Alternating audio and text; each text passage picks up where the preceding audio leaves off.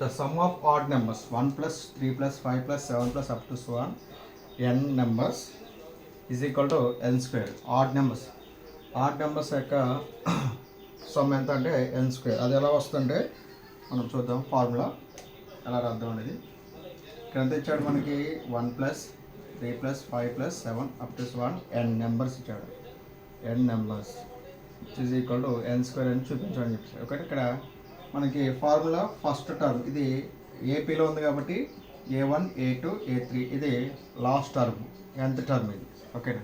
So మన nth term మనం find out చేద్దాం. nth టర్మ్ ఎంతో n నెంబర్స్ ఇచ్చారు కాబట్టి మనకు తెలియదు కాబట్టి nth టర్మ్ ఫైండ్ అవుట్ చేద్దాం. nth term is equal to a plus n minus 1 into d.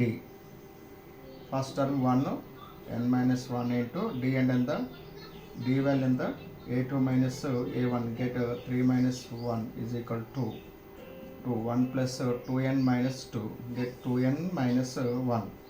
nth term ఎంత మనకి, nth term 2n minus 1. So therefore first term మనకి లాస్ట్ టర్మ్ ఇస్తే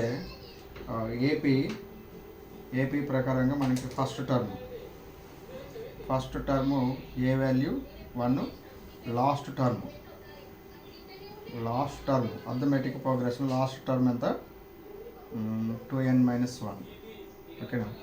సో దర్ ఫోర్ ఇస్తే మనకి S N form ఎంత, S N is equal to n/2 a plus A N. n value ఎంత, n is equal to n terms. So n terms, so n/2 A అంటే ఎంత మనకి 1 plus A N value ఎంత 2n minus 1.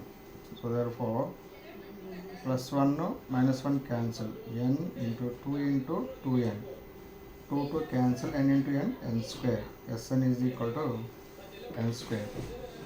మనకి S N formula is equal to n/2 2a plus n minus 1 into d ప్రకారం చేస్తే n/2 2 into 1 plus n minus 1 into d value ఎంత 2, n into 2 n/2 2 plus 2n minus 2 plus 2 minus 2 cancel, n/2 into 2n, 2 cancel, n square. S N is equal to n square.